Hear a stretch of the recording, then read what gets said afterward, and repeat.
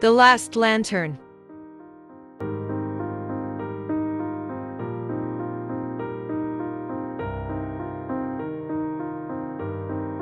In a quiet village nestled between misty mountains and a thick, whispering forest, the people lived by a strange tradition. Every child was given a lantern at birth. These lanterns were unlike any others. They glowed with a soft, pulsing light, not from oil or fire, but from something deeper, something alive. It was said the lantern held the soul's light, and when it dimmed, so did the person's spirit. No one knew where the lanterns came from. They simply appeared on the doorstep of each new parent, cradled in silken cloth, already glowing. The villagers believed that so long as you kept your lantern burning bright through kindness, courage, and purpose, you would live a life full of meaning. If your lantern went dark, well, no one ever talked about that. There was one girl in the village named Alara. From the moment she could walk, her lantern outshone all the others. People would say, "She's special, she'll lead us, she has the old soul."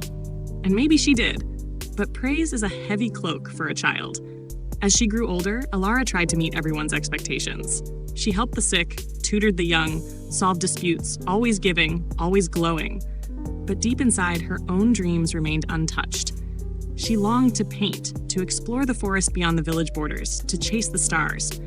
But those were seen as selfish distractions. One winter night, exhausted and hollow, Alara looked at her lantern. The light flickered. The next morning, it was gone. She ran through the village asking everyone. No one had seen it.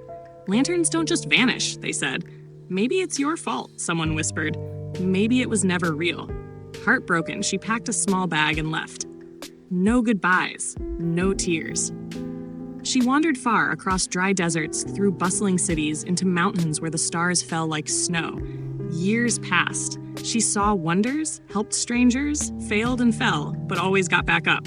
She painted rivers with wild colors, told stories to children in refugee camps, stood up to injustice, and fell in love with life. Messy, uncertain, magnificent.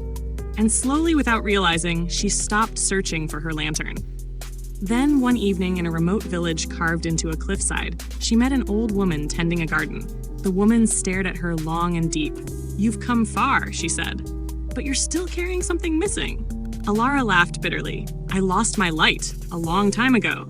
"No, child," the woman said, motioning behind her. "You became it." Alara turned. Behind her stood a weathered wooden pole. Hanging from it was a lantern, faintly glowing, pulsing with a deep, golden light. It was her lantern, but it was no longer a small flame. It was vast and steady, like the sun behind a veil. Tears streamed down Alara's face. "You see," the woman whispered, "your lantern never left. It just needed to be filled not with what others expected, but with what made you come alive." Alara returned to her village, not as the girl with the brightest lantern, but as the woman who had lived, lost, and truly found her light. From then on, the villagers stopped comparing lanterns. They started listening to their own dreams. Some followed stars. Others grew gardens. And the forest? It whispered less now, because the people had learned to listen. And high on the hill, Alara's lantern burned, steadily like a lighthouse for all those still searching for their own. Moral: the light within you is never lost. Sometimes you just have to live enough to find it again.